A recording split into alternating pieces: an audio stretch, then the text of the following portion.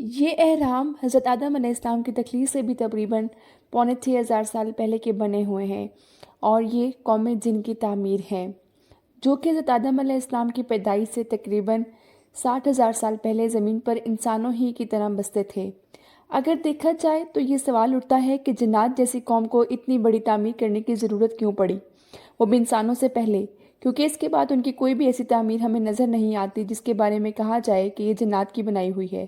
بیت المقدس کے بارے میں بھی اگر کہا جائے کہ وہ جنات کی بنائی ہوئی ہے تو وہ جبری طور پر حضرت سلیمان علیہ السلام کے حکم پر جنات سے بنوائی گئی، کیونکہ اللہ نے جنات کو حضرت سلیمان علیہ السلام کے تابع کر دیا تھا۔ لیکن سب سے اہم سوال یہ ہے کہ 15 سے 20 ہزار سال پہلے جب انسانی قدم زمین کو نہیں چھوا تھا، تب جنات کو اس جبری کام پر کس نے لگایا؟ یہ ایک ایسا سوال ہے جس کا جواب ہم نہیں جانتے، کیونکہ اس کا ذکر نہ تو تاریخ کے اندر کہیں موجود ہے اور نہ ہی کوئی ٹائم ٹریولر آ کر ہمیں اس بارے میں بتا سکتا ہے، بلکہ اس کا علم صرف اور صرف اللہ پاک کی ذات کو ہے۔ تو کیا مصری قوم اس تخلیقات کے بانی نہیں تھے؟ یعنی کہ مصری قوم اس کو بنانے والی نہیں تھی؟ کیونکہ مصری قوم تو آج سے تقریباً 5,000 سال پہلے ہی دریائے نیل کے کنارے آباد ہوئی تھی، اور دوسری بات یہ کہ یہ اہرام پوری دنیا کے اندر موجود ہیں، نہ صرف مصر کے اندر۔ تو کیا احمد رضا خان بریلوی کے مطابق جنات ہی ان کی تعمیر کے ذمہ دار تھے؟ کیونکہ 250 ٹن وزنی پتھروں کو سطح زمین سے 6,000 فٹ اوپر لے کر جانا آج کے جدید دور کے ہیلی کاپٹر کے بس کی بھی بات نہیں۔ ہاں، ہوائی جہاز اتنا وزن اٹھا سکتا ہے، لیکن مطلوبہ مقام تک بالکل درست طریقے سے ان کو پہنچانا ان کی اوقات سے بھی باہر ہے۔ حتیٰ کہ 250 ٹن وزنی پتھروں کو 6,000 فٹ کی بلندی پر پہنچایا گیا اور اس کے بعد ان اہراموں کو تعمیر کیا گیا، یا پھر اسے واقعی کسی خلائی مخلوق کا کارنامہ سمجھا جائے۔ خلافت عباسیہ کے 7ویں خلیفہ مامون الرشید کے بارے میں کہا جاتا ہے کہ وہ اسلامک دنیا کے اکیلے ایسے بادشاہ ہیں جن کو علمی اور تحقیقی کام کا شوق تھا۔ انہوں نے اعلان کر رکھا تھا کہ جو بھی شخص ان کے لیے کتاب لکھ کر دے گا یا کسی غیر ملکی کتاب کا ترجمہ عربی زبان میں کرے گا تو وہ اسے اس کتاب کے وزن کے برابر سونا انعام میں دیں گے، اور ساتھ ساتھ اس کتاب میں موجود علمی مواد کے لحاظ سے اسے انعامات سے نوازا جائے گا۔ اسی وجہ سے دنیا بھر کے اسکالرز اور سائنٹسٹ مامون الرشید کے پاس اکٹھے ہو گئے۔ اس وقت مصر اسلامی دنیا کے قبضے میں تھا۔ جب خلیفہ کو یہاں موجود کچھ عجیب و غریب عمارات کا پتہ چلا اور ساتھ میں یہ بھی پتہ چلا کہ اس کے اندر مصری بادشاہوں کو اپنے خزانوں کے ساتھ دفنایا گیا ہے، تو مامون الرشید اپنے ساتھ سینکڑوں سائنٹسٹ کو لے کر اس جگہ کے لیے نکلا، اور آج کل جہاں الب الحلول کا مجسمہ ہے اس کے اوپر پڑاؤ ڈالا۔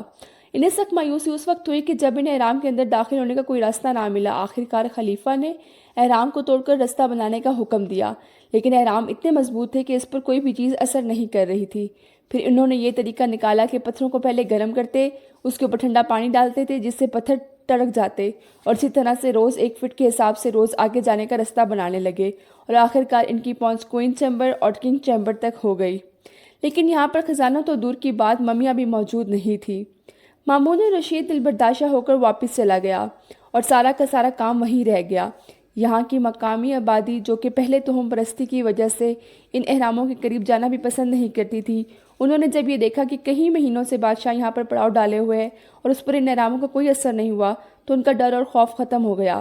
اس کے بعد ایسا لوٹ مار کا بازار گرم ہوا کہ ان اہراموں کے اوپر لگی ہوئی ٹائلوں کو بھی ان مقامی لوگوں نے اتار لیا۔ بدھزم کے اندر ان اہراموں کو خاص اہمیت حاصل ہے۔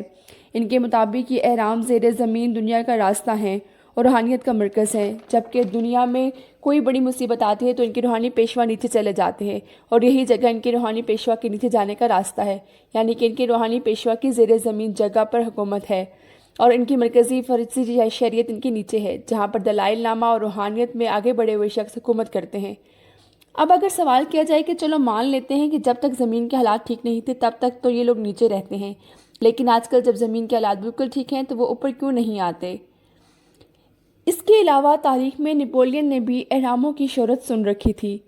اس نے جب مصر پر حملہ کیا اور غزہ پر قبضہ کر لیا اور پھر اس کے بعد اہراموں کی بنیادوں کو کھود کر اس کے اندر جانے کا راستہ کھلوایا تو تمام ورکرز کو باہر روک دیا اور نپولین اکیلا اس اہرام کے اندر داخل ہو گیا۔ جب یہ باہر نکلا تو اس کے چہرے پر کافی گمبھیر خاموشی تھی۔ اس نے اپنے ساتھیوں کو سامان اٹھا کر یہاں سے چلنے کے لیے کہا اور ان کے پوچھنے پر کچھ بھی نہیں بتایا کہ وہ اتنا خاموش کیوں ہے۔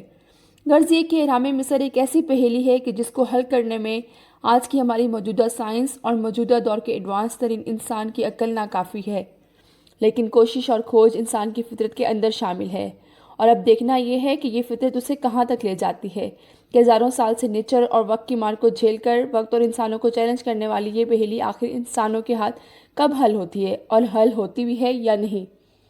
میری ذاتی رائے کے مطابق یہ ماننا ہے کہ یہ انسانوں جیسی مخلوق کا کام نہیں بلکہ جنات کا ہی کام ہے جو کہ طاقت کے اندر بے مثال ہیں۔ آپ اس بارے میں کیا رائے رکھتے ہیں؟ اپنی قیمتی رائے کا اظہار کمنٹ سیکشن میں ضرور کیجیے گا۔ اگر آپ کو یہ ویڈیو اچھی لگی ہے تو اس کو لائک کریں، میرے چینل کو کمنٹ کریں اور دوسروں سے شیئر کریں۔